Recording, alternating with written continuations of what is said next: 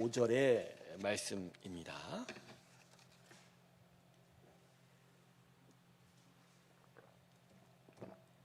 마태복음 5장 5절의 말씀.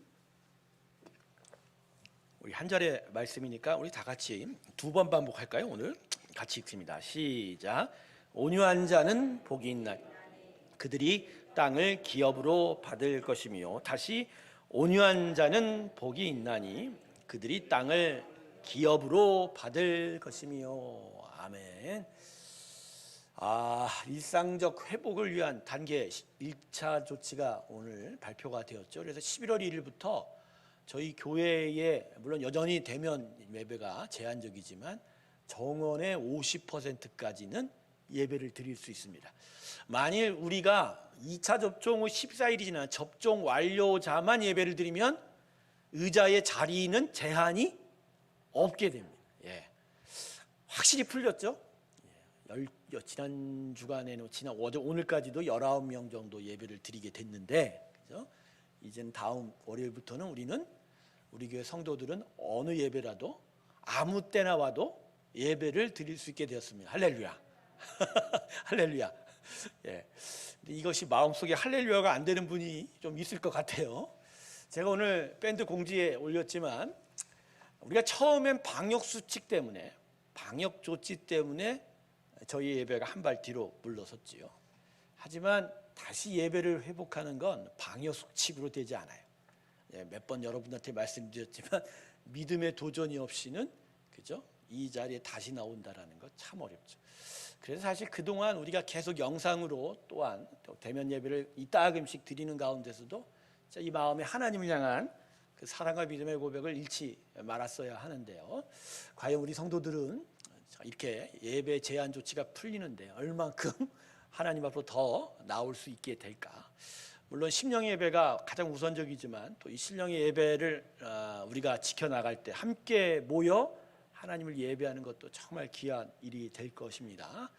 특별히 11월 1일부터 우리 교회가 이제 설립 1주년 맞이해서 특별 새벽 기도를 하지 않습니까? 아침에 이 자리에 80명이 채워지는 귀한 역사가 있길 주님의 이름으로 축원합니다. 이제는 방역 수칙 때문에 뭐 나중에 나가죠. 이 변명이 돼요, 안 돼요? 안 돼요. 이제는 우리는 변명을 할 수가, 참 코로나19가요 믿는 자들에게 진짜 신앙의 훈련이 되는 것 같아요. 그죠? 롤러코스터를 탑니다. 어떤 때는 의자의 제한수가 넓어지고 어떤 때 좁아지면서 계속 우리의 마음을 계속 하나님이 단련시키는 거예요. 여러분, 금속이 단련을 받으려면 항상 뜨거운 물에 들어갔다가 다시 찬물에 두었다, 그죠? 뜨거운 물에 들어갔다 다시 찬물에 나오면 망치로 계속 두들기고, 그러면서 순금과 같이, 그죠? 정금과 같이 나오는 일이 있지 않습니까? 이 귀한 훈련의 일들이 지금 우리의 가정이라고 생각하신다면 훨씬 더 하나님 앞에 나오는 귀한 도전들이 있게 될 줄로 믿습니다. 11월 1일부터 제한적 대면 예배의 의자 수가 많이 확대됐다는 걸 기억하시고, 이제는 하나님 앞에 좀 나오시기를 주님의 이름으로 축원합니다. 제가 사실 오늘 설교 전에 좀 같이 이야기를 나눌 것이 있는 게 마음 아픈 일이에요. 아까 제가 낮에 이 교회 주차장에다 주차를 하는 가운데 조금 경험했던 일인데 참 마음이 아파요. 와서 보니까 제 이제 주차 구역 옆에 한 트럭이 주차를 하고 있는데 아주 삐딱하게 주차를 해서 제 주차 구역 선을 침범을 한 거예요. 트럭인데. 근데 전화번호도 안 써 있고 전화기도 이제 트럭 아래 놓고 올라가셔서 이거 어쩔 도리가 없는 거예요.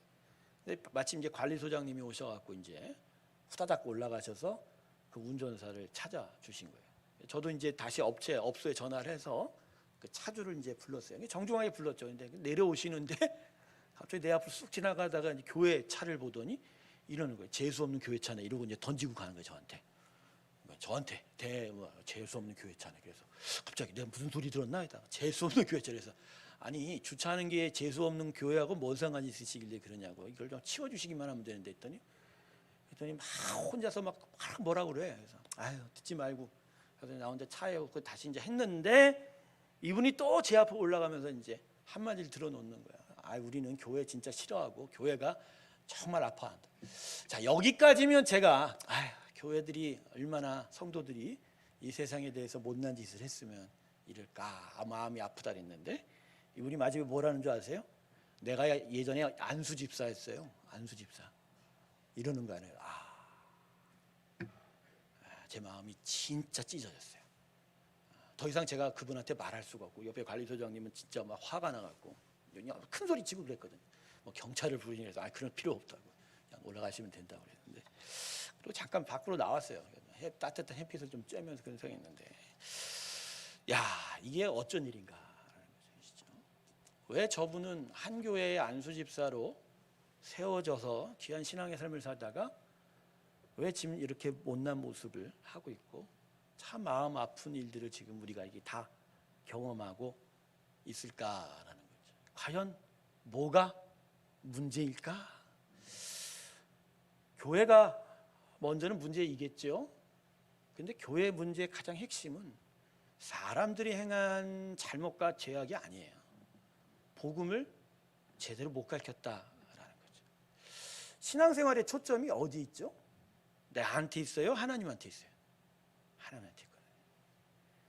태양이 해를 중심으로 돌듯이 사람이라는 건 결국 예수 복음 앞에서 정말 작고 작은 존재인 걸 깨닫고 하나님의 은혜 안에서 자신이 복될 것을 기대하면서 하나님을 바라보는 것이 바로 은혜의 일이고, 또 복음을 깨닫게 되면 수많은 죄와 허물 앞에서도 결국은 하나님의 은혜를 더욱더 간절히 간구할 수밖에 없는 그 마음을 깨달으면서 심령의 애통함으로 오히려 하나님을 찾고 가야 되는데, 어떠한 시험이 있었길래 교회를 뛰쳐나오고 저렇게 대낮에 약주를 하시고 큰 소리를 치며 교회 차가 진짜 재수없다고 이렇게 얘기할 정도, 그 마음의 깊은 상처는 과연 어디서 박혔을까? 야, 내 마음이 너무 아프더라고. 여러분, 분명히 말씀하지만 야고보서는 시험은 자기 욕심 때문에 일어난다고 했습니다. 물론 가해를 하고 상처를 준 사건이 있고 또 여러 가지 일들이 있겠지만, 그것에 대하여 아플 수는 있어도 본인이 뒤로 물러고 더 물러나서 오히려 믿음을 잃어버린 건 결국 누구의 문제라고요? 교회의 문제도 아니고 성도들의 문제도 아니고 결국 자기 자신의 문제라는 거예요.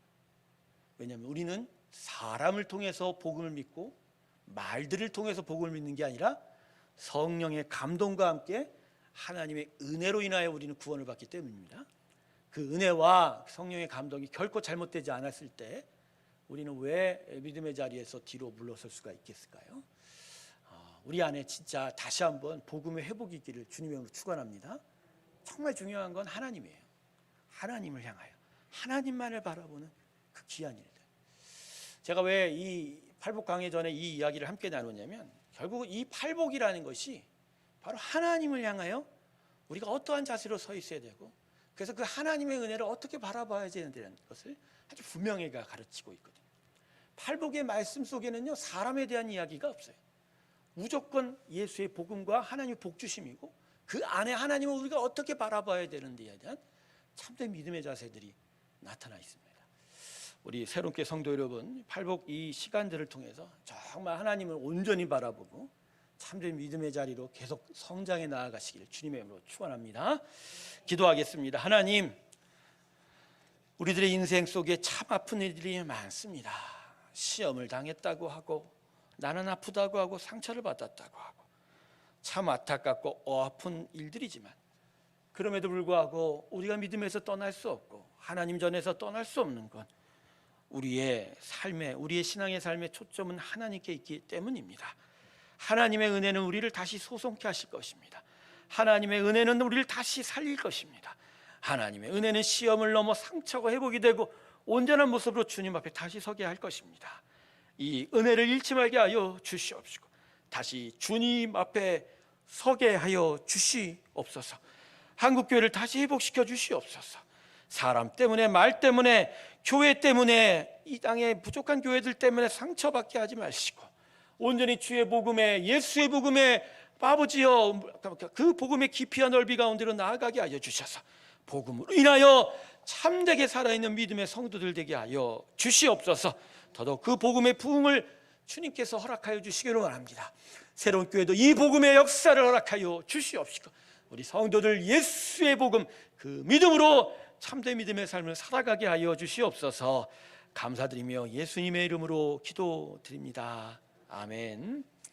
자, 오늘 말씀은 팔복강의 세 번째 시간입니다. 온유한 자가 받는 복에 대해서 좀 배우도록 하겠습니다. 먼저 그러면 본문에서 말씀하는 온유한 자가 뭔지를 살펴보는 것이 우리가 첫 번째 할 일이겠죠. 자, 오늘 본문에 기록된 이 온유한이란 말은요, 예수님이 시편 37편을 기억하시면서 인용한 말씀입니다. 시편 37편에 보면 다윗이 이렇게 말씀합니다. 시편 37편 11절, 그러나 온유한 자들은 땅을 차지하며 풍성한 화평으로 즐거워하리로다. 아멘. 자, 다윗의 이 식구를 예수님이 다시 반복하고 있는 거거든요.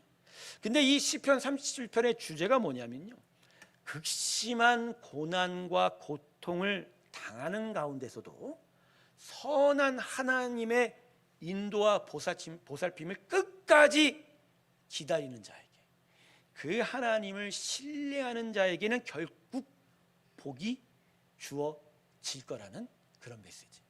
그러니까 다윗도 자신이 경험한 그 인생, 특별히 그는 12년 동안을 사울 왕의 쫓김 속에 살지 않았습니까? 그 속에서 하나님을 경험했던 그 일들이 다시 반복이 되면서 고난 가운데서도 하나님을 끝내 기다리는 자에게는 하나님의 응답, 즉 보호가 온전히 이루어질 것이다. 할렐루야. 바로 이 메시지가 이 시편 37편에 담겨 있는 거거든요. 그러니까 이 시편 37편의 17절에서 얘기하는 온유하이라는 단어는 오늘 본문의 이 온유한 단어와 똑같은 단어로 하나님을 향한 영적 자세에 대한 이야기, 즉 끝까지 하나님을 기다리고 인내하며 하나님의 선하심을 바라보는 그 마음의 자세를 뭐라고 한다고요? 온유하다라고 합니다. 그러니까 온유함이라는 건 외양의 부드러움과 친절함과는 아예 차원이 다른 단어죠. 팔복에 있는 단어들은요, 육적이고 물질적인 단어 절대 아니에요. 마음의 영의 자세라는 거예요. 즉 온유함, 즉 화냄도 없이 분냄도 없이 계속적으로 평탄하게 가고자 하는 그 마음의 자세는 끝내는 하나님의 선하심을 끝까지 기다리고 인내한다는 그런 의미가 되는 것이죠. 그래서요, 오늘 본문 말씀을 헬라어로 살펴봐도 동일한 의미를 가질 수가 있습니다. 헬라어로 온유함은 프라우스라고 해요. 프라우스라고 그러는데 이 의미는 하나님과의 관계 안에서의 절대 복종과 신뢰의 마음이에요. 그러니까 겸손함으로 하나님의 인도와 섭리를 받아들이고, 그래서 하나님을 향하여 순종할 수 있는 그 마음을 바로 온유함이라는 프라우스의 단어에 담겨 있는 거예요. 그래서 여기서 말씀하는 온유함이라는 건 결국 이 안에 하나님을 온전하게 계속 바라볼 수 있는 마음. 제가 처음 신앙생활할 때 저에게 많은 가르침을 줬던 여러 신앙의 인물들 중에 어떤 분들이 그런 이야기를 한 적이 있어요. 나는 진짜 온유함을 담고 싶다. 처음에 온유함이라는 건 외양의 그런 분위기와 자세를 이야기하는 줄 알았어요. 근데 이 양반이 신앙에 굴곡이 좀 있었거든요. 고난도 좀 있었고. 근데 그분을 지금도 생각해 보면 정말 한결같이 끝없이 하나님만 바라보는 그런 모습이었어요. 이분이 갑자기 40대 안수 집사하다가 병이 들어서 신학을 하게 되고, 좀 대기업의 간부까지 하셨던 분이에요. 근데 갑자기 몸이 아파서 신학을 하게 되고 목회자가 된 거예요. 근데 이분을 갑자기 우리 처음 제 섬겼던 담임 목사님이 저 시골에 아주 작은 교회에 가서 목회를 하라고 그렇게 요청을 하셨던 거예요. 근데 이 목사님이 두말하지 않고 아멘으로 하답했다. 자신이 열심히 살았던 그 일들, 또 자신이 가졌던 여러 은사들을 생각해 보면 서울에서 또 많은 교회들에서 섬길 수 있는 일이 됐는데, 이분 그냥 농촌의 여러 작은 교회, 큰 교회를 갔었던 거예요. 지금까지도 목회를 하세요, 그곳에서. 근데 바로 그분이 무엇을 원했다고요? 온유함. 뭐죠? 끝까지 하나님만 바라봤던 거예요. 숫자가 많으나 적으나 부함이 있거나 비난함이 있거나 상관이 없는, 그냥 자기는 뭐만 바라봐요? 하나님만 봐. 그냥 꾸준하게 하나님의 그 은혜만을 간구하는 그 모습. 중간중간 몇 번을 뵀었죠. 틀린 모습이 하나도 없더라고요. 그냥 꾸준하게 하나님을 바라보는. 그러니까 이 온유함이라는 단어는 겉모습이 아니죠. 이 마음의 꾸준한 모습이게 됩니다. 그래서 온유한 사람은요, 삶의 모든 환경에 순응하게 됩니다. 자, 순응이라는 단어를 우리는 어떻게 생각하냐면 자포자기하거나 미련을 버린다라는 그런 마음으로 생각하는데 그게 아니고요. 온유한 사람이 순응한다라는 건 모든 상황 속에서 하나님의 섭리를 깨닫고 그 섭리에 순종하는 거예요. 그러니까 하나님의 선하심을 정말 신뢰하기 때문에 불평하기보단 어떻게 하죠? 끝까지 참아내고 오히려 믿음으로 하나님의 섭리를 계속 구하여 가는 거예요. 우리 복음서를 보면 예수님이 아기 예수로서 예루살렘 성전으로 가서 첫 예배를 드릴 때 품에 아기 예수를 안아본 노인의 한 사람의 이름이 기록되어 있어요. 그 사람이 누구죠? 시므온이라. 근데 그 시므온을 이렇게 얘기해.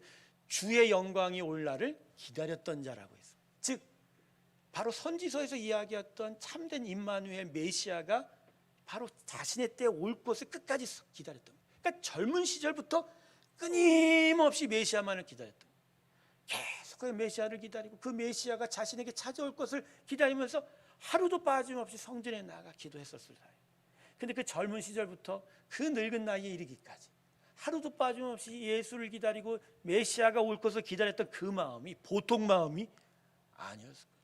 마음이 얼마나 의심도 많고 회한도 많고 그죠? 흔들림도 많았겠습니까만 그럼에도 결코 굴하지 않고 끝까지 하나님 보내신 메시아가 올 것을 기다렸던 그 시몬. 결국 그 시몬에게 하나님이 응답을 하시죠. 끝내 그는 아기 예수를 자신의 몸에 직접 안아보는 영광을 얻었습니다. 할렐루야. 바로 이 시몬의 모습이 무슨 모습이라고요? 온유한 모습이다. 아브라함에게도 우리는 온유함을 찾을 수 있어요. 아브라함에게도. 특별히 아브라함의 온유함은 롯과 그 길을 헤어질 때, 나눌 때의 장면입니다. 아브라함과 조카 롯이 가졌던 가축의 수가 많고 그래서 종들이 서로 싸우니까 어떻게 했죠? 이제 한 곳에 몰려 다니지 말자. 안 된다. 나누어서 살자 그랬죠. 그럴 때 아브라함이 롯에게 뭐라고 얘기합니까? 네가 좌하면 난 우하고 네가 우하면 난 좌하리라. 선택권을 누구한테 먼저 줬어요? 롯에게 먼저 줬죠. 근데 조카 롯이 분명히 성경이 이랬어요. 좋은 땅을 먼저 선택해 갔죠. 근데 그 좋은 땅이 나중에 소돔과 고모라가 돼서 문제지만 근데 롯의 눈에도 좋은 것으로 보인 땅이라면 아브라함도 좋은 땅 아니겠어요? 근데 아브라함이 어떻게 먼저 조카 롯에게 그 땅을 선택하도록 허락했을까요? 바로 아브라함에게는 믿음이 자랐던 거예요. 뭐예요? 하나님은 선하시기에 끝까지 자기를 선하게 인도할 거란 걸 믿었기에 당장 내가 저 땅을 차지하지 아니하여도 그죠? 나는 이 하나님의 선한 인도함에 결국은 복될 것이다. 할렐루야. 바로 그 온유함, 끝까지 하나님을 믿어갔던 그 온유함, 그게 바로 아브라함의 온유함이라는 거예요. 사랑하는 새롭게 성도 여러분, 여러분은 온유하십니까? 무식하게 난 부드럽습니다 이런 얘기 하시면 절대 안 돼. 이제는 온유하십니까? 순전하게 하나님의 그 선하심을 기다리세요. 내 앞에서 막 상황이 막 돌변하고 막 뭔가 막 무너질 것 같고 이게 조금만 가면 완전히 절벽 아래로 떨어질 것 같은 그 위기감을 느끼면서도 난 그래도 하나님을 믿습니다 라고 끝내 기다릴 수 있는 그 마음, 그 온유함을 우리는 지금 가지고 있느냐라는 거죠. 성도 여러분, 바로 온유한 자는 이러한 자여서 두 가지 두드러운 모습이 나타납니다. 첫 번째는 뭐냐면 바로 하나님의 그 섭리를 인정하기에 거기에 순종하기 때문에 결국 자기 주장과 뜻이 나타나지 않는 거예요. 고집하지 않는 거예요. 대신 겸손히 하나님의 섭리에 순종하고자 이 섭리는 무엇일까? 하나님 다신 뜻이 무엇일까라고 그분의 말씀에 귀 기울이고 그 뜻에 순종하여 나타난 일이 나타난다. 그래서 온유한 성품은요, 사람의 타락한 본성으로는 절대 나타날 수 없는. 그러니까 세상 사람은 온유할 수 있어요, 없어요? 괜히 또 제가 반복합니다. 무식하게 저 밖에 있는 세상 사람들 참 온유해 이런 말 절대 하면 안 돼요. 그냥 부드럽다고 하세요. 성경의 온유함은 절대 그런 게 아니니까. 하나님의 은혜 안에서 믿음으로 하나님을 알아가면서 자라나는 믿음의 덕목이 온유함인 거예요. 그러므로 온유함은 태어나는 것이 아니라 훈련되는 거예요. 태어나는 것이 아니라 어떻게 된다고요? 훈련되는 거예요. 하나님을 계속 믿고 의지하는 가운데 훈련되고 다듬어지는 거예요. 참 창피하게도 저는 제 자신의 성품을 고백을 하려고 그래요. 제 자신이 그렇게 온유한 성품은 아니었던 거예요. 제가 부드러움에 대한 이야기를 하는 게 아니에요. 아무래도 젊고 또 열정이 넘치다 보니까, 제가 뭐 뜨거운 건 여러분들이 아시고, 그러다 보니까 속히 또 완전하게 무언가를 빨리 이루고 싶은 그런 것들이 많았어요. 그러다 보니까 무언가 잘 안 되면 마음이 아파요. 많이 아파하는 스타일이에요. 그런데 이런 일들이 목회 가운데서 계속 경험되다 보니까 제 안에 뭐가 생겨났어요? 온유함이 훈련되기 시작하는 거예요. 즉 끝까지 바라볼 수 있고 끝까지 기다릴 수 있는 마음이 제 안에 생겼던 거예요. 제가 우스갯소리로 제 온유함 훈련 가운데 제가 그런 소리를 한 적이 있어요. 예전에 제가 데이트를 할 때 아내를 무려 24시간 동안 기다린 적이 있었어요. 두 눈을 뚝 뜨시죠. 제 아내가 그때 승무원을 할 때였는데, 저쪽 외국에서 비행기를 타고 도착해서 와야 되는데 저 외국에서 비행기가 뜨질 않았던 거예요. 근데 연락할 방법은 그때 뭐 핸드폰이 있었던 것도 아니고, 저는 그냥 제 약속 장소에서 아무런 연락도 받지 못하고 24시간을 기다렸습니다. 물론 그 자리에서 제가 망부석이 됐다는 건 절대 아니에요. 어느 정도 시간이 지나자, 한 3-4시간 지나자 오늘 안 오겠구나. 그리고 제가 집에 가서 다시 그날 아침 다음 날 똑같은 시간에 온 것 같아요. 근데 제가 그래서 왜 이 생각을 했냐면, 그치, 제가 사람도 이렇게 기다릴 수 있는데, 그치? 하나님의 일을 내가 못 기다릴 건 아니다라는 것이죠. 여러분, 온유함은 어떻게 된다고요? 믿음으로 하나님을 계속 기다리는 훈련 가운데 나타나게 된다는 것이죠. 온유하시기를 원한다면, 온유함이 우리 가운데 있어야 되기에 믿음의 훈련이 계속 있으시길 주님의 이름으로 축원합니다. 아까 제가 주차장에서 얘기했던 그분, 결국 그분에게 있었던 일이 이거지 않을까요? 어떤 상처를 당하고 아픈 일이 당했을 때, 그럼에도 불구하고 하나님이 선하게 역사하신다는 그 믿음이 필요했던 거고, 그 믿음을 끝까지 인내하는 훈련들이 필요했지 않았을까.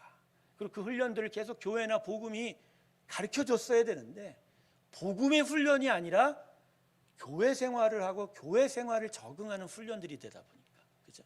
그러니까 쉽게만 신앙생활을 하다 보니 믿음의 덕목은 하나도 자라나지를 못했다라는 거죠. 여러분, 그래서 예수의 복음 안에서 훈련받는 게 정말 중요해요. 복음 안에서 진짜 성품들이 하나님이 정말 기르고자 하고 훈련되기를 원하는 성품으로 바뀌지 않으면 이게 도처에 지뢰박치기 있고 도처에 상처받을 일이 있어서 매일 곳곳마다 그 지뢰들이 터지고 상처들이 막 터지기 시작하면 매일 그냥 넘어지고 또 넘어지는 거예요. 그죠? 오늘은 여기 가서 상처받고 저기는 저기 가서 상처받고, 그죠? 그러면서 막 나는 상처받았어! 라고 막. 하나님께서 정말 안타까워하시고, 왜냐하면 예수의 복음이 그 심령 안에 들어가서 계속 우리 안에 마음을 다스릴 때 그 상처에 특화될 수 있는 여러 덕목들을 만들어내는데, 그 덕목들을 만들어내지 못하고 그냥 이전의 옛사람 그대로 그냥 살다 보니 우리가 믿음의 삶을 하는 것을 정말 시기하여 사자마귀가, 그죠? 사탄마귀가 사자처럼 으르렁거리며 다니지 않습니까? 바로 그런 앞에서, 그죠? 여러 가지 시험거리 앞에서 넘어지고 또 넘어지는 그런 모습들. 여러분, 믿음의 훈련을 통해서 하나님을 끝까지 바라보시길 주님의 이름으로 축원합니다. 그래야 돼요. 세상의 주인은 하나님이세요. 하나님의 은혜 안에 다스림 받을 때가 가장 복되다는 것을 우리는 인정하고 또 깨달아야 될 것입니다. 둘째로, 온유한 자에게 나타나는 두드러진 모습은 세상에 대하여, 타인에 대하여 관대함이 나타난다는 거죠. 그러니까 하나님의 섭리를 알고 그분의 가장 선하심의 인도를 알기 때문에 결코 자신의 작은 이익으로 욕심을 채우려 하지 않는다라는 거죠. 바로 온유한 사람에게는 바로 이 부분이 중요해요. 감대할 수 있는 이유가 뭐죠? 하나님이 정말 중요하게 여기는 것이 뭔지를 알기 때문에, 하나님의 가치 때문에 별거 아닌 것들은 그냥 포기할 수 있는 믿음이 생긴다는 거예요.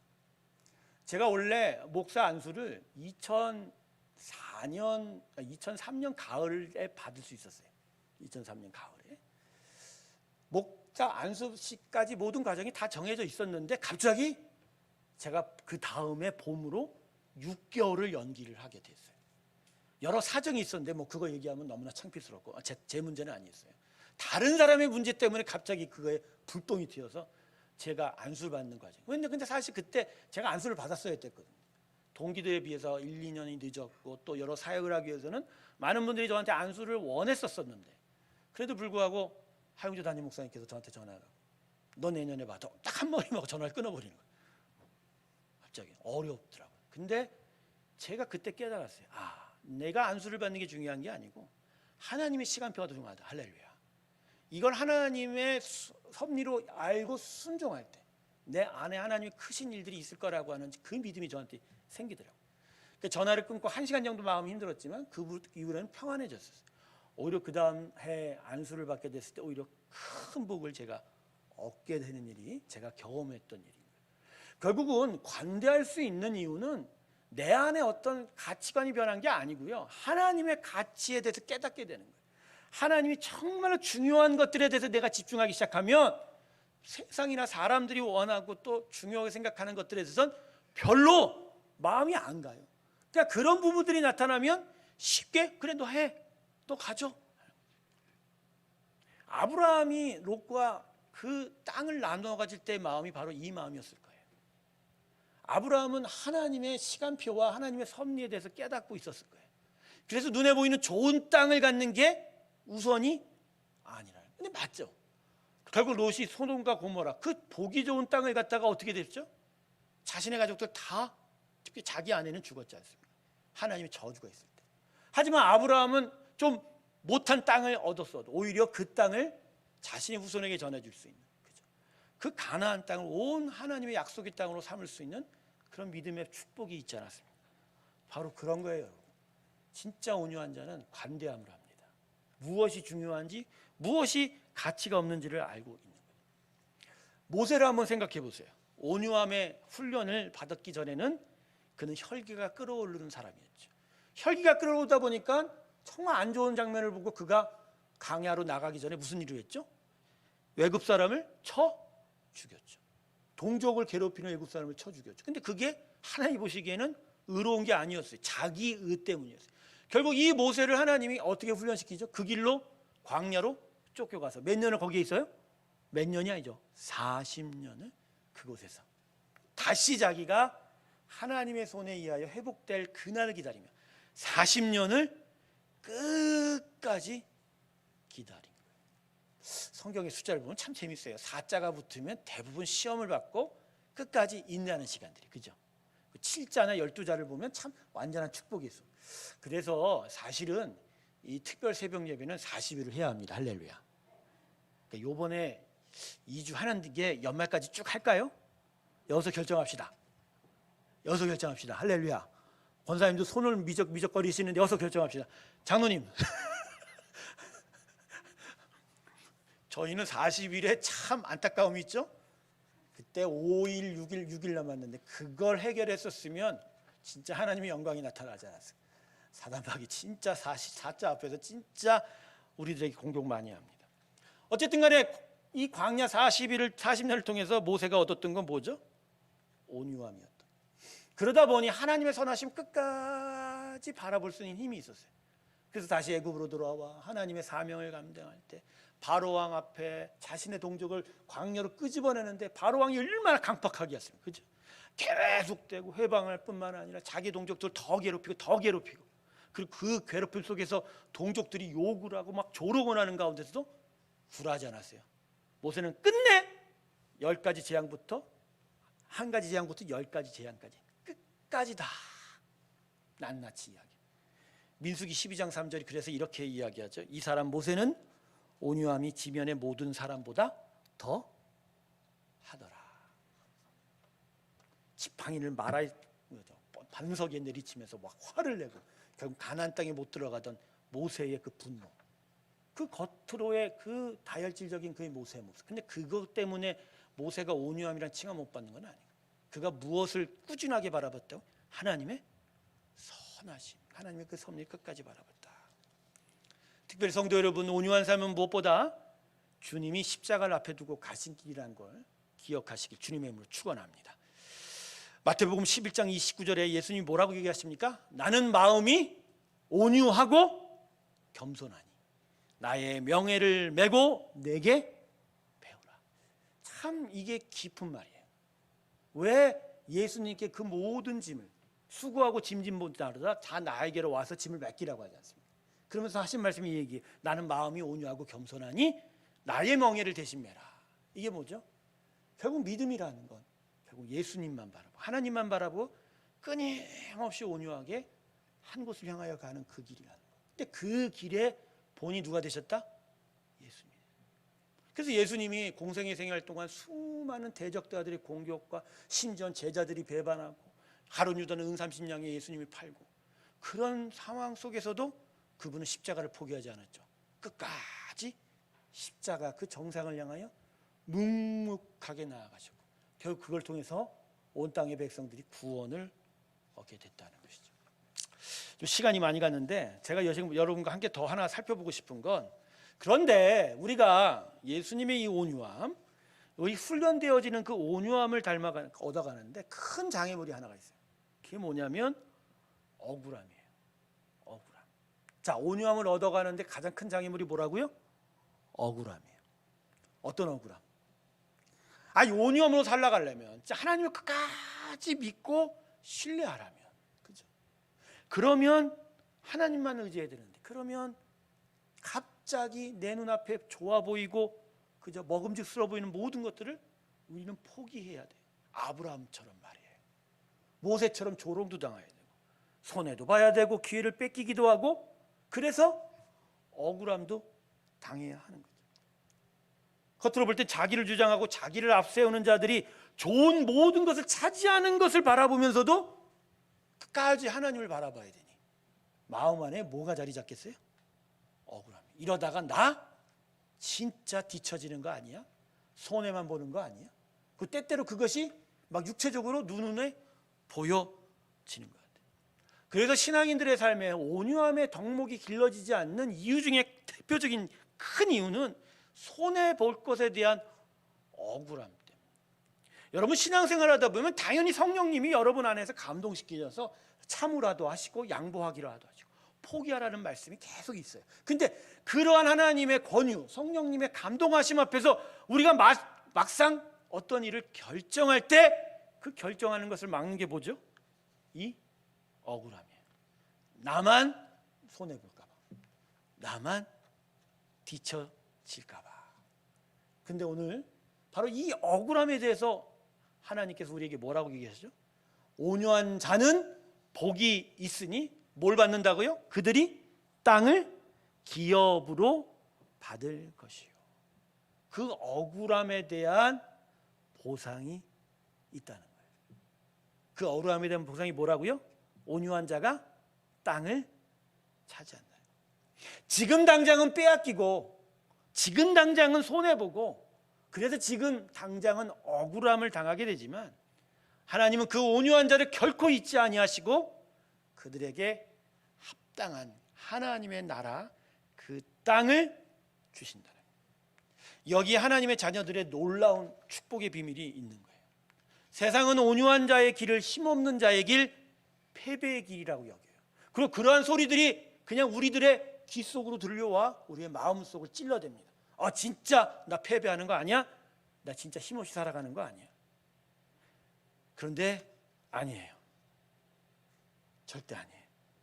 성경은 오히려 온유할 때 이긴다고, 그리고 차지한다고 계속 가르쳐주고 있다는 거죠. 온유한 자 요셉이 끝내는 강한 자 다른 형들을 이겼습니까? 안 이겼습니까? 이겼죠. 온유한 자 모세가 그를 대적하는 고라의 자손들을 이겼습니다. 온유한 자 다윗이 강한 자 사울왕을 이겼습니다. 온유함의 모범이신 주님께서는 자신을 십자가에 못 박은 바리새인들을 위해 높아지시고 그리고 모든 세상의 만왕의 왕이 되었다라는 거예요. 온유한 길을 선택하세요. 온유한 길 앞에는 패배하는 약자의 삶이 아닌 궁극적인 승자의 축복이 주어질 것입니다. 왜 그런지 아세요? 하나님이 살아계시기 때문에. 우리 하나님 살아계신 줄로 믿습니다. 살아계세요. 세상이 아무리 강하고 세상이 아무리 날라고 세상이 아무리 지혜가 높아도 하나님을 이기지 못해요. 하나님의 공의를 이기지 못합니다.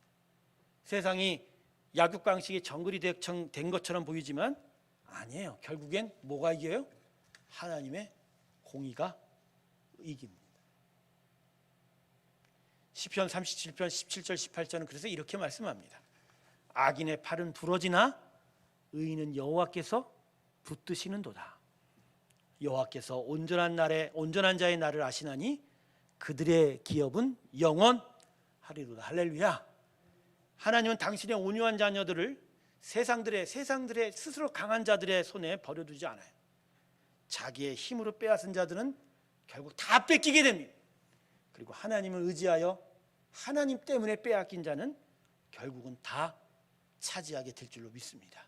이게 온유하는 자는 복이 있나니 그들이 땅을 차지할 것에 대한 이야기인 거예요. 그래서 하나님만 신뢰하고 하세요. 당장 잃어버릴 것 같죠? 나중에 다 찾아요. 제가 가끔 새벽마다 답답하게 여기는 게 그거예요. 나와야 할 사람들이 많거든요. 새벽마다. 그래서 속으로 이거 뭐 새벽마다 나와. 아니야 나와야 돼 새벽에. 왜 그러냐면 그만큼 절실하고 간절하게 하나님 앞에 기도할 인생들이 우리 교회는 진짜 많아요. 그래서 리스트 다 드려드릴까? 근데 안 나와. 제가 그분들을 뭐라는 게 아니라 답답해서 그래요. 왜냐하면 그 아침에 그 새벽에 조금 더 자면 내가 오늘 조금 더 건강할 수 있지. 조금 더 내가 이걸 하면 현실적인 많은 것들을 하면 뭔가 잘 될 것 같지. 그게 똑같은 거예요. 여기하고 세상 사람들이 지금 당장 취해, 지금 당장 행해, 얻는 거 하나도 없어요. 지금 당장 얻는 거 쳐줘. 다 빼앗겨요. 오히려 온유하게 하나님을 앞에 나와서 하나님만을 바라보며 기도하면요, 지금 기도하면 뭐하냐, 다 뺏길 거? 안 그래요. 나중에 하나님이 다 채워주십니다. 할렐루야. 하나님의 나라는 그런 거예요. 하나님이 그것으로 그 당신의 살아계심을 우리에게 증거하시는 거죠. 제가 1년여 동안 많은 고생을 겪으면서 깨닫던 게 뭔지 아세요? 하나님은 결국 당신의 자녀들과 함께 하신다는 거예요. 할렐루야. 진짜 하나님을 바라보고 끝까지 인내한 자들에게 하나님은 함께 한다는 거예요. 하나님은 사람 편에 서는 자를 절대 인정하지 않아요. 세상 편으로 가는 자는 결국 무시하십니다. 그러나 진짜 하나님을 믿고 의지하며 그분만을 향하여 끝까지 믿음을 두는 자에게는 끝내 보상하십니다. 할렐루야. 잃어버리고 다 빼앗기는 것은 과정이에요. 잠시뿐이에요. 그러나 끝내는 채워짐이고 만족하게 되고 결국은 하나님께서 통치하고 다스리고 채워주시는 땅을 온전히 받게 될 줄로 믿습니다. 두세 페이지 그냥 날려버렸습니다. 온유한 자가 복이 있습니다. 무엇보다 하나님께서 온유한 자를 세상에서 존귀하게 높이실 거예요. 마음에 믿으시길 주님의 이름으로 축원합니다. 하나님만을 높이고 하나님을 믿겠다고 하는데 그 하나님이 그 온유한 자신의 자녀들을 그냥 버려두실까요? 어제는 조롱을 받고 오늘은 욕을 먹어도 내일은 존귀함을 받게 될 것이고 모레에는 오히려 그를 높여 하나님이 사용하시는 귀한 일들이 나타나게 되는 거예요. 하나님은 바로 그러신 분이에요. 당신의 나라를 세우시고 당신의 높음을 찬양하는 자들을 기뻐하시고 하나님의 놀라운 능력을 바로 그런 자들을 위해서 베푸시기를 원한다. 이걸 마음에 기억하면서 예수님의 온유함을 닮아 끝까지 온유함으로 하나님께 나아갈 주님의 이름으로 축원합니다. 결국 믿음의 삶은 온유한 자의 삶이에요. 끝까지 하나님을 바라고 또 믿고 순종하여 나아가는 이 길 위에 하나님의 귀한 채우심의 은혜가 우리 모두에게 함께하길 주님의 이름으로 축원합니다. 기도하겠습니다. 하나님, 우리 안에는 억울함이 있습니다. 그리고 자기의 의가 있습니다. 지금 당장 하지 않으면 이루어질지도 몰라, 안 될지도 몰라. 또 지금 하지 않으면 다 빼앗길지도 몰라, 다 잃어버릴지도 몰라. 그러한 우리의 조급함, 또 우리의 자기의, 그리고 그런 억울함들이 우리가 온전히 하나님을 바라보며 온유하게 만들지 못하게 만듭니다. 하나님, 우리 안에 오셔서 우리를 다시 훈련시켜 주시옵시고, 무엇보다 살아계신 하나님에 대한 믿음을 허락하여 주시옵소서. 하나님을 끝까지 의지하는 믿음을 주시옵소서. 우리 하나님은 선하고 의로우셔서 근데 당신의 자녀들을 가장 선하게 인도하는 것을 깨닫게 하여 주시옵소서. 십자가의 아들 예수가 죽으셨으나 그를 사흘 만에 부활시키시고 오히려 만물의 왕으로 세우셨던 하나님의 그 섭리를 오늘 다시 깊이 깨닫게 하여 주시옵시고, 지금 당장은 보이지 않는 것들 때문에 오히려 지금 보이는 것에 손해를 볼 수 있으나 그러나 오직 하나님을 바라보며 참고 인내하며 하나님께로 마음을 드는 자에게 축복하여 주시옵시고, 땅을 차지하는 거룩한 하나님 백성들 되게 하여 주시옵소서. 온유하기를 원합니다. 끝까지 하나님을 바라보기를 원합니다. 하나님의 살아계심 앞에 나아가기를 원합니다. 우리 안에 그 일들이 훈련되게 하시고 끝끝내 하나님을 향하여 나아가는 귀한 믿음의 자람과 성장을 허락하여 주시옵소서. 설립 1주년을 맞이한 새롬교회 성도 여러분, 설립 1주년으로 우리의 교회가 만족하는 것이 아니라 영원토록 믿음으로 주 앞에 영광 돌릴 일들이 우리 가운데 있어야 될 것을 깨닫게 하여 주시옵시고, 오히려 지금 이 순간부터 끝날까지 온전히 하나님만 바라보는 믿음을 허락하여 주시옵시고, 그 믿음을 향하여 더더욱 주 앞에 달려가는 귀한 일들을 허락하여 주시옵소서. 설립 1주년을 앞두고 이제 특별 새벽 예배를 시작합니다. 다시 하나님 앞에서 믿음으로 세워지기를 위해 간구하려 합니다. 주님, 성도들의 발걸음 인도하시고 하나님 그들의 간구와 기도 제목에 함께하여 주시옵시고, 주님을 더욱더 간절히 바라는 믿음의 축복들을 허락하여 주시옵소서. 항존직 선출이 앞에 다가왔습니다. 함께 마음을 합혀 기쁜 마음으로 이 모든 일들을 감당하기를 원합니다. 주여 임하여 주시옵시고, 하나님의 기쁘신 뜻들을 깨닫고 하나님의 영광이 드러나는 그날의 일들이 되게 하여 주시옵소서. 마지막으로 새롬교회 성도들을 위해 기도합니다. 아픈 자들을 기억하시고 상한 자들도 주님 붙잡아 주시옵시고, 궁핍한 자들에겐 채우심으로 함께하여 주셔서 하나님이 회복시키시고 다시 소송케 되는 은혜를 부어 주시옵소서. 오늘도 하나님을 부르는 자마다 축복하여 주시옵시고, 저들의 인생 가운데 주의 나라를 이루어 주시옵소서. 이제는 우리 주 예수 그리스도의 은혜와 하나님의 놀라우신 사랑과 성령님의 교통하심이 우리 하나님이 선하게 끝까지 인도하실 것을 믿고 온유한 성품으로 훈련되어 주님께 영광 돌리기를 원하는 하나님의 귀한 새롬교회 성도들의 심령과 그들의 삶의 터전들 위해 지금부터 영원토록 함께 하시기를 간절히 축원하옵나이다. 아멘.